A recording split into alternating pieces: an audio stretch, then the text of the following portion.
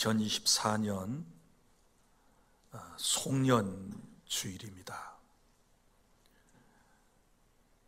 1년은 보통 365일이고 그리고 주로는 52주가 있습니다. 오늘이 금년의 마지막 주일입니다.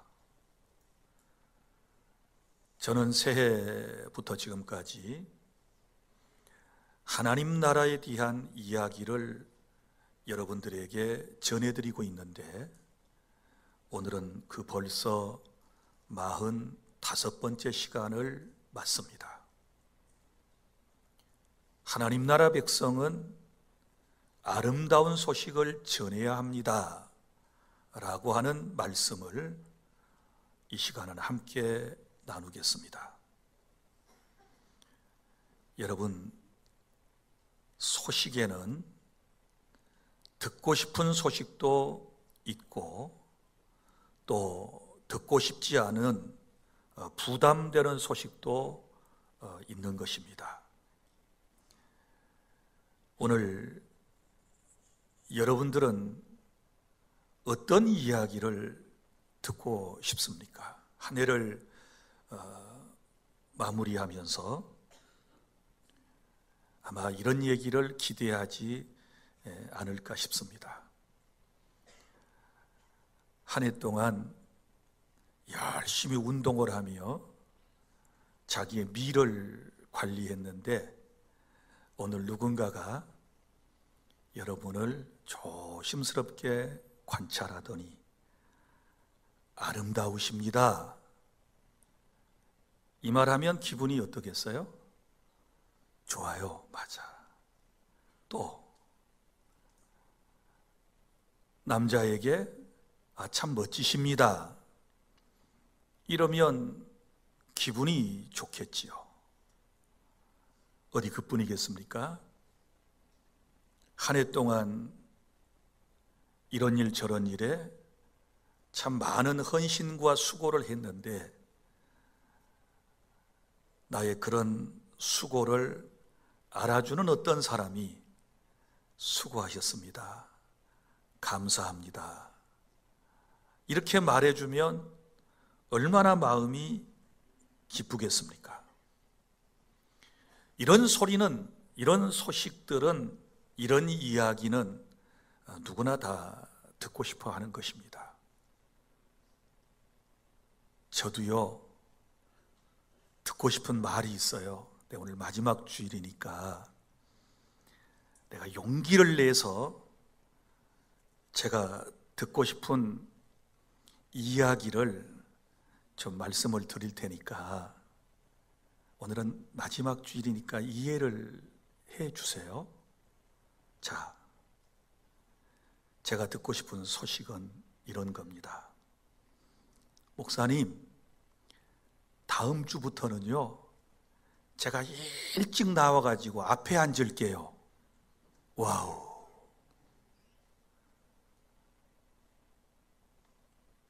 또 설교 후에 제게 가까이 오더니 미소를 띄우면서 목사님, 오늘 말씀의 은혜를 엄청 많이 받았거든요. 이런 말을 좀 듣고 싶어요. 또 얼굴이 환한 모습으로 와가지고 목사님 설교는 너무 알아듣기 쉽고요. 얼마나 은혜가 되는지요. 제가 우리 자식들 앉혀놓고 얘기를 했다니까요. 와우, 이런 소식 들었으면 좋겠는데 목사님, 이제는요 제가 복음을 알고 이해했습니다. 그리고 제 마음의 구원에 확신이 생겼습니다. 그래서 너무너무 감사해요. 이런 말. 그리고 또 연말쯤 되었으니까 누군가가 와서 목사님이 기도해 주셔서 일이 잘 되었고요. 건강도 많이 회복되어서 저 이렇게 좋아졌어요. 그런 말 듣고 싶은데 어찌하실까이. 또 연말 연초 되면 목사들의 얼굴이 일그러지고 굉장히 힘들게들 보인다고 그래요. 그런데 어머니 같은 할머니가, 권사님이 내 옆에 와서 내 손을 꼭 붙잡고 하는 말, 목사님 힘내세요. 제가 기도하고 있거든요. 요즘 젊은 것들은 기도도 안 합니다, 목사님을 위해서. 그런데 나는 목사님을 위해서 기도하고 있어. 우리 목사님 최고. 아니, 할머니가 이러시면 내가 너무너무 행복할 것 같은데, 이런 소식 들었으면 좋겠는데. 또 목사님 사랑합니다, 축복합니다. 주안교회에서 죽는 날까지 신앙생활 할 테니 목사님은 제발 120년까지 살아가지고 내 장례까지 치러주시오. 이 말도 듣고 싶은데.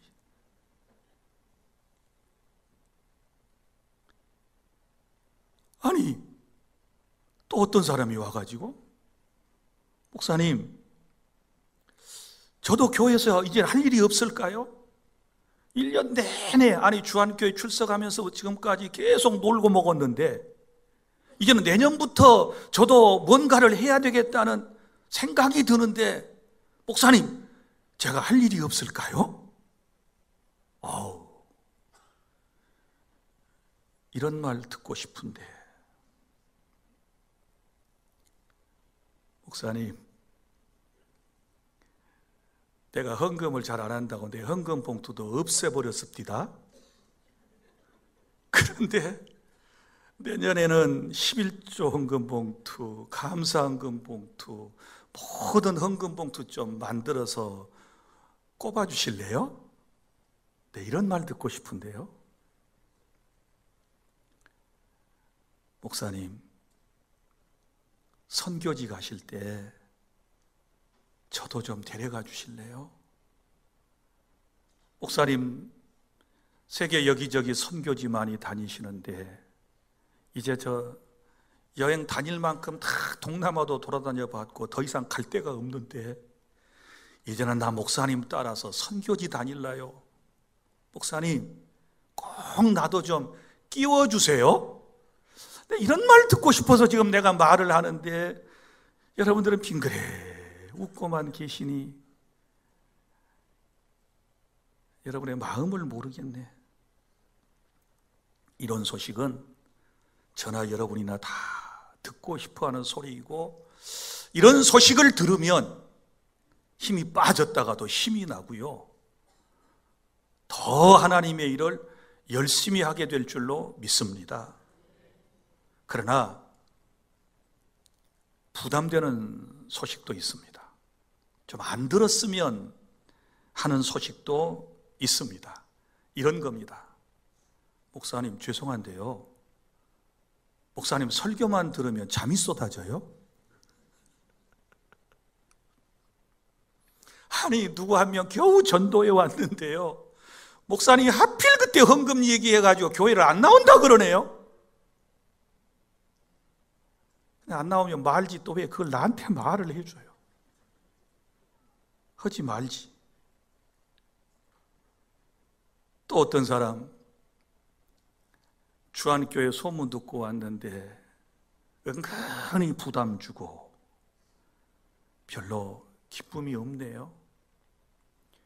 기도해도 소용이 없는 것 같고 하나님이 안 계신 것 같아요. 이만큼 교회에서 열심히 헌신하고 수고하고 노력했으면 건강도 해줘야 되고 물질회복도 받아야 되는데, 아이고, 아무런 복도 임하지 아니하니 나 교회 일 내려놓을게요. 뭘 또 내려놓으려고? 내년에는 좀 쉬고 싶대요. 제일 나를 힘들게 하는 소리, 정말 죽을 때까지 안 들었으면 하는 소리가 또 있는데, 연말 되어가지고 목사님, 저 교회 옮기려고 기도 중이거든요. 오메오메.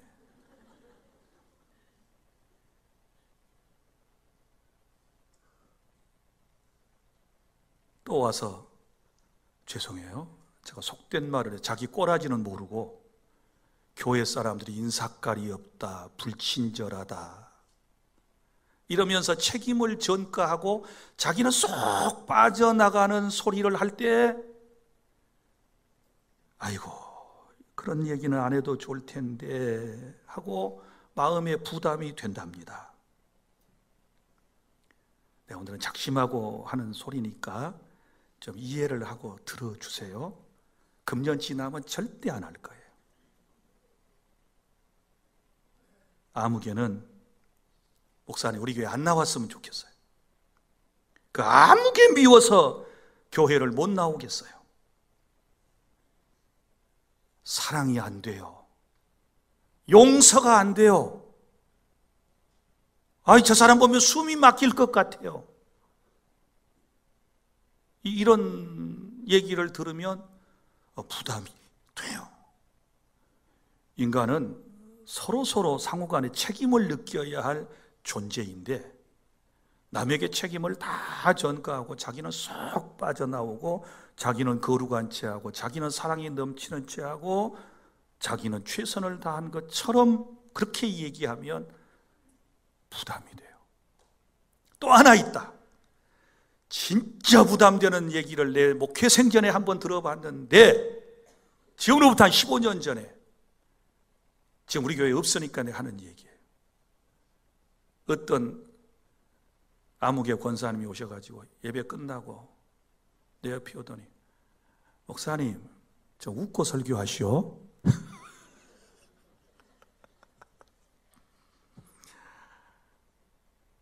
그래서 그 다음에 내가 슬슬 웃으면서 설교를 해봤어. 그랬더니 교인들이 은혜를 받는 것이 아니라 나를 비웃는 것 같아. 그래서 원래의 모습으로 돌아왔어요.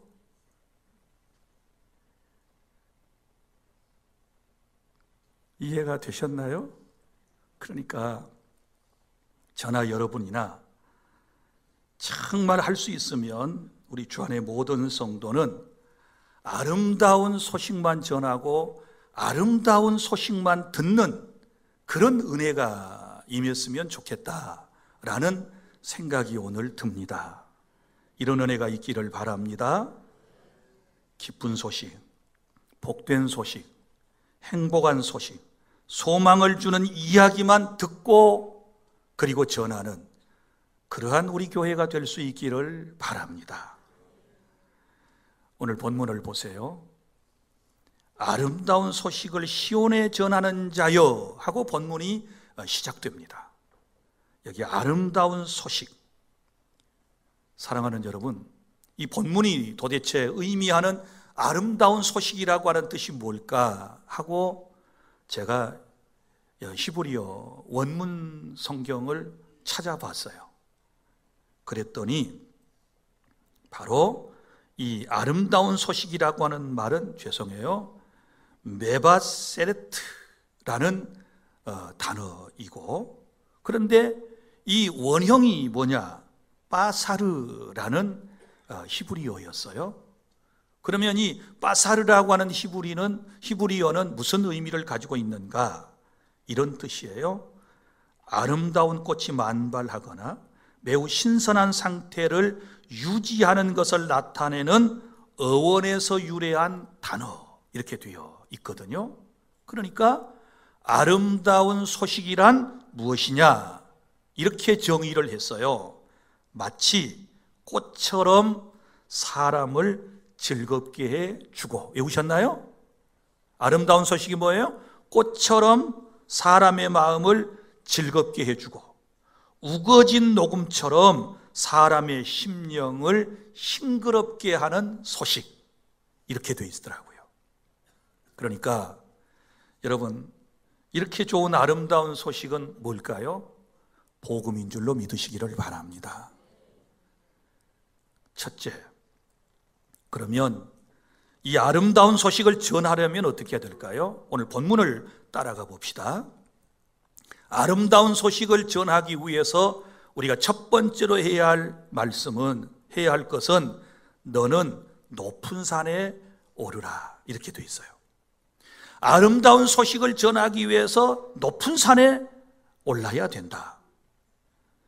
여러분, 옛날에는 어떤 소식을 전하기 위해서는 높은 망대나 산 봉우리 위로 올라갔습니다. 그리고 그곳에서 소리를 질렀어요. 왜요? 높은 데 올라가서 소리를 전해야 많은 사람이 동시에 똑똑하게 들을 수 있었기 때문에 그런 것입니다. 여러분, 보세요. 높은 산에 그런 데 올라가려면 힘들까요? 안 힘들까요? 힘들지요. 힘들어도 아름다운 소식을 효율적으로 전하기 위해서는 올라가야 할 수고가 있다. 수고 없이는 높은 산에 아무도 올라갈 수 없다라고 하는 것을 우리는 깨닫게 되는 것입니다. 그러면 여기서 높은 산에 오르라고 하는 뜻은 뭘까요? 이거 자연적인 어떤 높은 산을 지금 의미하는 것일까요? 그거 아니거든요. 그럼 무슨 말씀일까요? 이것은 바로 저와 여러분이 하나님의 나라, 곧 아름다운 복음을 전하기 위해서는 먼저는 우리의 높은 인격이 되어야 된다. 인격이 성숙하고 높아야 된다. 그리고 우리의 삶이 덕스러운 삶이 되어야 한다. 그리고 고매한 인품과 윤리를 가져야 한다. 이런 것들을 이제 우리 기독교 용어로 표현을 하자면 성령 충만이에요. 은혜 충만이에요. 말씀 충만이에요. 믿습니까? 또 다른 말로 하면 신앙의 고도를 높이는 것을 의미하는 거예요. 신앙의 고도를 높여야 돼요. 여러분의 고도는 지금 어느 정도 됩니까? 겨우 땅 위에 떠가지고 지나가는 겁니까? 아니면 그 위에, 아니면 더 위에, 아니면 더 위에 여러분의 신앙이 지금 있습니까? 한번 신앙의 고도를 확인 좀 해보시지요. 여러분, 비행기를 타시는 분들은 다 아시겠지만 비행기가 낮은 고도를 나르면서 구름층과 혹은 비가 내리는 지역을 통과할 때는 비행기가 어때요? 막 우당탕탕합니다. 막 흔들립니다. 심하게 흔들려요. 그런데 고도를 10,000m 이상 위로 쑥 올려서 비행기가 날아가면요, 거기는 고요해요. 비행기 날개 아래에 구름이 있어요. 비행기 위에 달이 있든지 별이 있든지 아니면 해가 있는 것을 볼 수 있어요. 거기는 항상 맑아요. 마찬가지예요. 우리가 아름다운 소식을 전하려면 새해에는 신앙의 고도를 높여야 될 줄로 믿으시기를 바랍니다.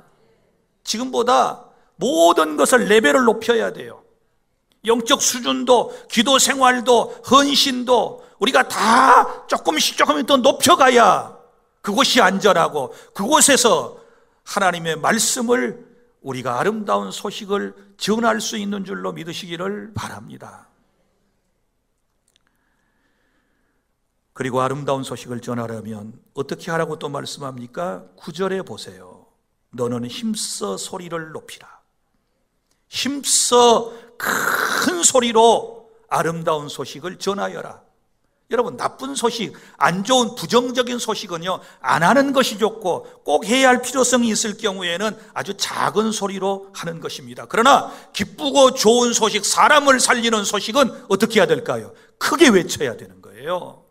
라틴어 가운데 유빌라테가 있어요. 유빌라테. 유빌라테라고 하는 말은 큰 소리로 외쳐라 라고 하는 그런 뜻을 가지고 있습니다. 여러분, 아름다운 소식, 복음은 저와 여러분이 있는 힘을 다하여 큰 소리로 외쳐야 하는 것입니다. 믿습니까? 다른 소리는 하지 않아도 괜찮아요. 좋은 소식만 전해야 돼요. 기쁜 소식만 전해야 돼요. 사람을 살리는 소식을 전해야 될 줄로 믿으시기를 바랍니다. 그런데 우리는 그동안 어떤 소리를 높였습니까? 우리가 높였던 소리는 상대방이 듣기 싫어하는 말, 상대방의 마음을 상하게 하는 말, 상대방을 시험 들게 하는 말, 상대방을 실족하게 하는 말, 상대방을 믿음에서 떠나게 하는 말, 상처 주는 말, 비판하는 말, 비난하는 말, 정죄하는 말, 부정적인 말에는 소리를 높였는데 아름다운 소식에는 너무 잠잠히 있었어요. 이게 우리 교회의 문제고 오늘 저와 여러분들의 문제라고 생각을 합니다. 사랑하는 성도 여러분, 이제 이 아름다운 소식을 큰 소리로 전하는 우리 교회가 되고 저와 여러분이 될 수 있기를 바랍니다. 그리고 또 하나의 방법이 나옵니다. 이 아름다운 소식을 전하기 위해서 주님께서 우리에게 하신 말씀 9절에 보세요. 소리를 높여 유다의 성읍들에게 이르는데 그 앞에 보면 두려워하지 말고 그랬어요. 두려워하지 말고, 이 말은 담대함으로 하나님의 이 아름다운 소식을 전파하여라 라고 하는 것입니다. 그러면 어떤 사람이 담대하게 소식을 전할 수 있을까요? 자기가 본 사람, 자기가 체험한 사람, 자기가 느낀 사람, 자기가 확신하는 사람, 이런 사람은요 확실하게 담대하게 주저함 없이 복음을 전하게 될 줄로 믿습니다. 그런데 내가 보지도 않고 들어보지도 않고 알지도 못하고 체험하지도 못한 이 일과 이 사람에 대해서 전하라고 그러면 무슨 힘이 있겠어요? 없죠. 그런 사람은 힘이 없어요. 담대하지 못해요. 두려운 거예요. 왜냐하면 사실일까 아닐까 이게 걱정이 된단 말이에요. 그러나 마음에 확신을 가진 사람은 여러분 이게 사실이고 내가 체험한 바가 되었기 때문에 담대하게 증거하는 그런 삶을 살아가게 될 줄로 믿으시기를 바랍니다. 오늘 저와 여러분의 삶이 이래야 될 줄로 믿으시기를 바랍니다. 지금 특별히 본문은 어떤 역사적 배경을 가지고 있느냐 그러면 이스라엘의 상황을 우리가 이해를 해야 되는데 그들이 범죄함으로 말미암아 나라가 바벨론에게 망하고 많은 사람들은 바벨론 땅에 끌려가서 70년 동안 포로 생활을 하고 있을 때 그때 하나님께서 이사야 선지자를 통하여 지금 희망의 메시지를 선포하는 내용이거든요. 자, 그러면 보세요. 이 이스라엘이 이제 회복된다. 바벨론은 망하게 될 것이다. 하나님의 말씀이잖아요. 이 말씀에 대한 확신이 없으면 담대하게 전하지 못하는 거예요.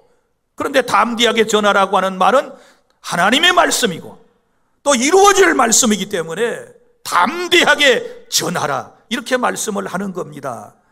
믿습니까? 우리 주 안의 모든 성도들이 말씀 위에 굳게 서서 나는 더욱 담대해졌으면 좋겠습니다. 여러분의 신앙에 흔들림이 없었으면 좋겠습니다. 그래서 담대함으로 주의 복음을 전해라. 하나님은 나와 함께 하신다. 하나님이 나를 도와주신다. 하나님이 내 삶을 인도하신다. 그러므로 주님은 담대하라고 우리에게 말씀을 하시는 것입니다. 자, 제가 지금 아름다운 소식을 전하는 방법에 대해서 3가지를 본문에 따라 설명을 드렸어요. 자, 다시 복습을 해볼까요? 첫째는 어디에 올라라? 높은 산에 올라라. 두 번째는 어떻게 해야 된다? 힘써서 큰 소리로 전해라. 세 번째는 어떻게 해야 된다? 담대하게 전해라. 왜? 사실이고 이루어질 일이고 하나님의 말씀이니까. 그러면 둘째로 우리가 전해야 할 메시지의 내용은 무엇일까요? 무엇을 전해야 되느냐? 오늘 주님이 우리에게 2가지를 말씀을 하고 있는데, 자, 9절 보세요. 맨 끝에 보면 유다의 성읍들에게 이르기를 너희의 하나님을 보라 하라 이렇게 말씀을 했어요. 그러니까 첫 번째 전해야 할 메시지가 뭐예요? 하나님을 보라, 하나님을 바라보아라 이렇게 전해야 한다는 것입니다. 지금 절망 중에 있는 이스라엘 사람들에게, 포로민으로서 고통받고 있는 이스라엘 백성들에게 하나님을 바라보아라 이렇게 전해야 된다라고 하는 말씀인 것입니다. 사랑하는 주 안의 성도 여러분, 인생의 소망은 어디에 있습니까? 하나님께 있습니다. 나의 소망은 여호와께 있나이다. 시편 기자가 고백한 대로 우리는 하나님을 바라볼 때에 진정한 행복을 누릴 수 있고 생명을 누릴 수 있고 우리는 정말 아름다운 삶을 살아갈 수가 있는 것입니다. 사랑하는 여러분, 하나님을 바라보십시오. 우리 하나님이 어떤 분이십니까? 사랑의 하나님, 능력의 하나님, 나를 너무 잘하시는 하나님, 내 삶에 복 주시기 위하여 독생자 예수까지도 이 땅에 기꺼이 보내주신 이 하나님을 바라보게 되었을 때 우리 인생에게는 살 길이 열려지게 될 줄로 믿으시기를 바랍니다. 이 바라본다라고 하는 것은 여러분 아주 중요한 의미를 담고 있는 거예요. 바라본다는 것은 중요한 의미를 담고 있는데 하나님을 바라보는데요. 자, 보세요. 여러분, 이스라엘 백성들이 애굽 땅에서 430여 년 동안이나 살다가 하나님의 은혜로 해방을 받고 40년 동안 광야 생활을 마치고 그 다음에 이제 약속의 땅 가나안 문턱에 이르게 되었습니다. 그 땅이 모압 땅이에요. 그런데 그 모압 평지에 이르게 되었을 때 이스라엘 사람들이 또 원망하고 투덜거리고 불평하고 난리가 또 났어요. 그래서 하나님께서 이 인간들 봐라, 내가 그렇게 40년 동안 의복이 없어도 다 살게 했고, 신발이 없어도 살게 했고, 농사를 하지 않아도 살게 했고, 이부자리가 없어도 다 살게 했고, 먹고 입혀주시고 하나님이 이러셨는데 이런 은혜를 깨닫지 못하고 여전히 투덜거리는 이 인간들을 내가 버려야 되겠다. 하나님께서 그렇게 생각을 하시고 광야의 불뱀들을 전부 소집을 시키셨어요. 아주 맹독성이 강한 독사, 코브라와 같은 이런 종류들이겠지요. 이런 뱀을 다 소집해가지고 원망하고 투덜거리고 불평하는 사람들을 물어 죽게 했어요. 이건 제 생각이지만 발가락을 물었을까? 허벅지를 물었을까? 도대체 어디를 물었을까? 혼자 생각해 보다가 아마 여기를 물었을 것 같아요. 어디를 물어요? 여기를 물었을 것 같아요. 왜냐하면 투덜거리니까, 원망하니까, 짜증내니까 여기를 물고, 아마 제가 생각하기로는 뱀이 하나님이 명령하실 때까지 절대로 안 떨어졌을 것 같아요.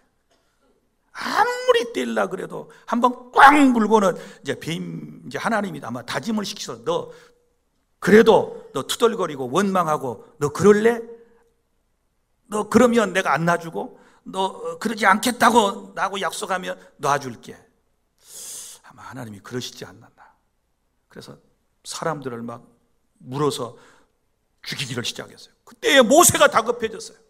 하나님 앞에 엎드렸어요. 하나님, 이러시면 안 됩니다. 하나님, 지금까지 하나님께서 이 백성을 구원하여 여기까지 인도해 오셨지 않았습니까? 이 모습을 주변에 많은 민족들이 보고 있는데 만약에 하나님께서 이 백성을 여기까지 인도하셔서 가나안 문턱에서 다 죽여버리신다면 하나님에 대하여 저 사람들이 뭐라고 그러겠습니까? 봐라, 너희가 하나님을 믿고 따랐지, 주의 종을 따랐지, 결과가 뭐냐?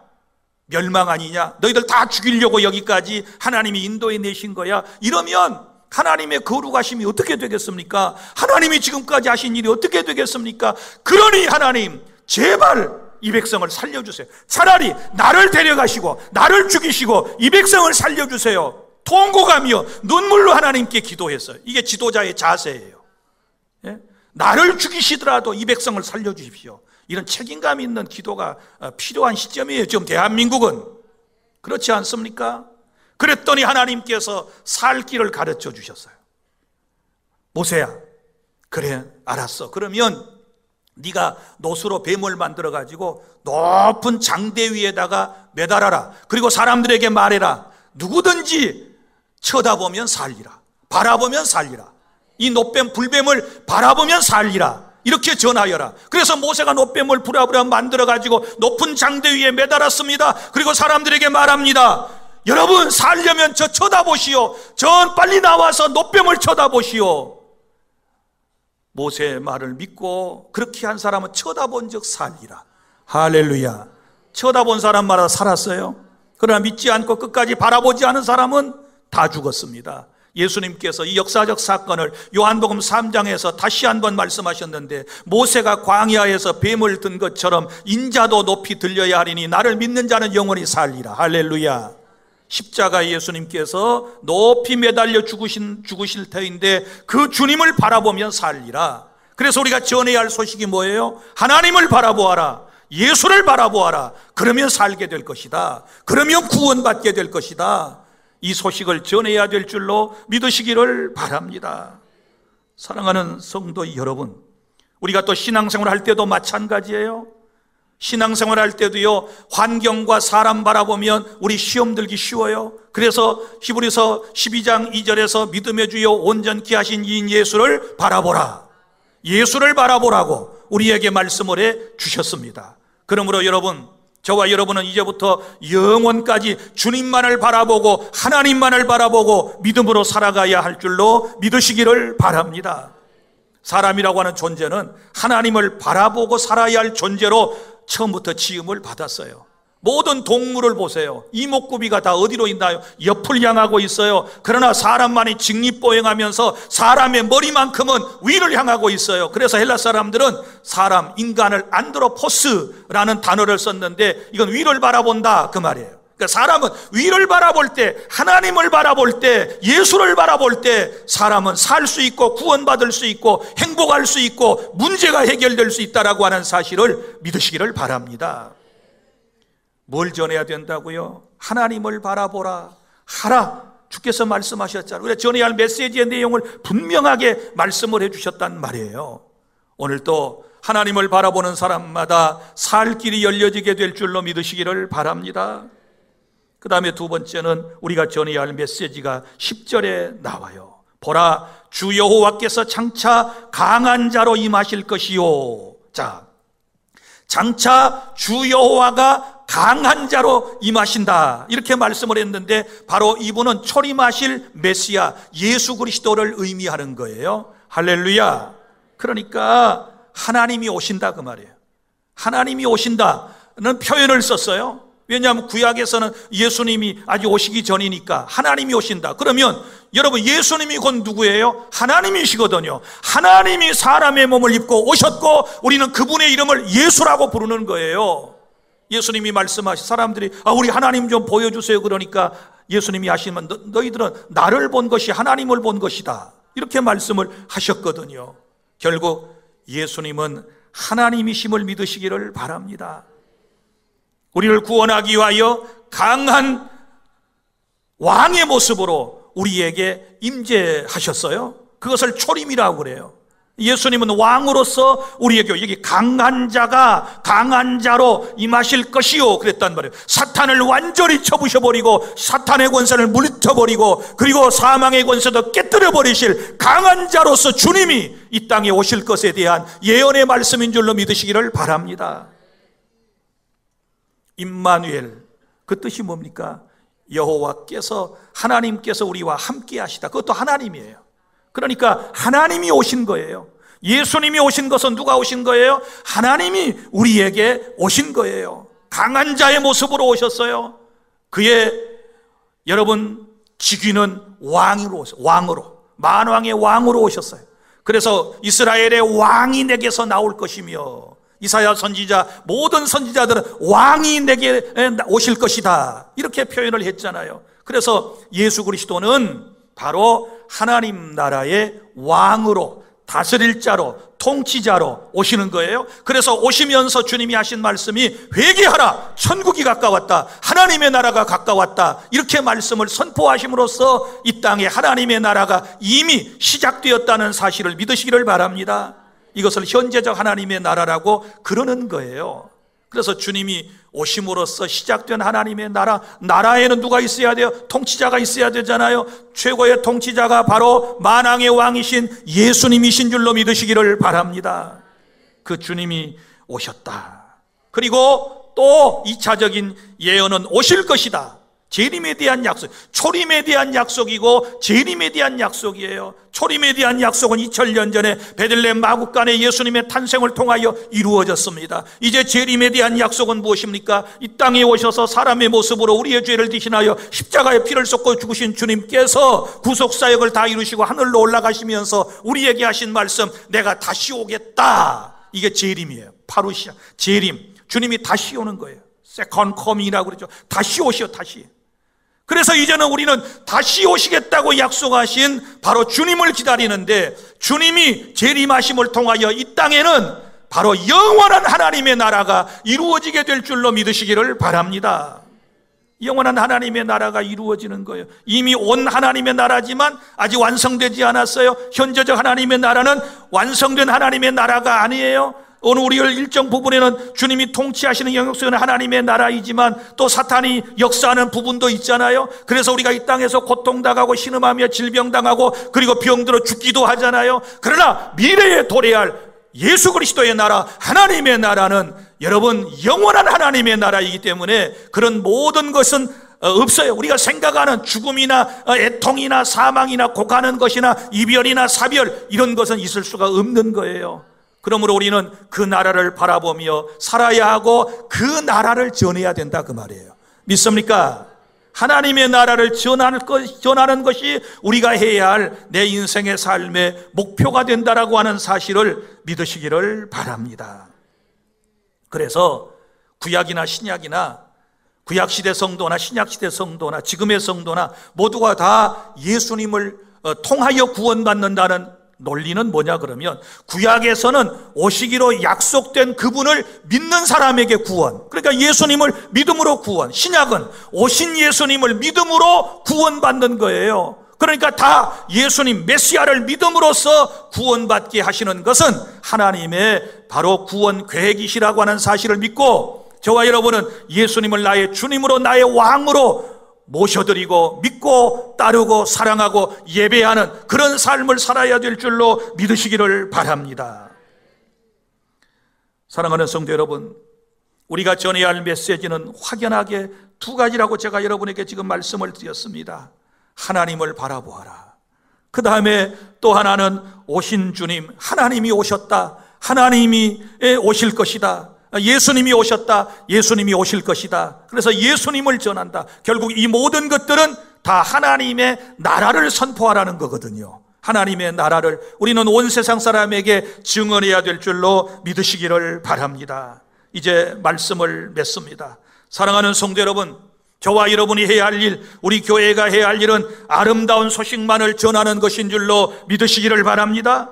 교회는 세상 이야기나 세상의 철학 이야기나 세상 정치가 아니라 세상 사람의 이야기가 아니라 오직 구원의 복음, 이 소식이 가장 아름다운 것이므로 이 소식만을 전해야 될 줄로 믿으시기를 바랍니다.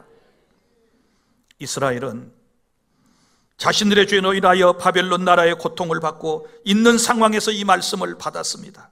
이 사람들에게 가장 아름다운 소식은 바벨론은 망하게 될 것이고 이스라엘은 해방된다는 소식이었습니다. 곧 얼마 지나지 않아서 고국으로 돌아간다는 소식이었습니다. 하나님께서 다스리시는 그런 나라, 하나님이 돌보아 주시고 인도해 주실 거라고 하는 그런 믿음으로 그들은 하루하루를 살아가고 버텨낼 수가 있었던 것입니다. 그런데 여러분, 이보다 더 아름다운 소식이 있으니 이것은 바로 죄를 지어 고통받고 살다가 영원한 지옥 형벌을 맞게 될 인생들을 위하여 하나님이 곧 사람의 몸을 입고 이 땅에 오셔서 우리의 죄를 대신하여 십자가의 피를 쏟고 죽으심으로 그를 믿는 자는 모든 죄를 용서받고 사죄함을 받고 구원받아서 하나님 나라 백성이 되고 이 땅에서는 하나님께서 약속하신 현세의 복을 받고 미래에는 주님이 오시는 그 나라에서 영생복락을 누리게 된다라고 하는 이 복된 소식을 저와 여러분이 전해야 될 줄로 믿으시기를 바랍니다. 사랑하는 성도 여러분, 이제는 하나님 나라 백성답게 하나님 나라의 소식을 전하고 삽시다. 아름다운 소식을 전하고 살아가는 저와 여러분이 될 수 있기를 바랍니다. 전하는 것도 아름다운 소식만, 듣는 것도 아름다운 소식만 들을 수 있는 그런 은혜가 우리 주 안의 모든 성도 여러분들에게 있기를 바랍니다. 기도하겠습니다.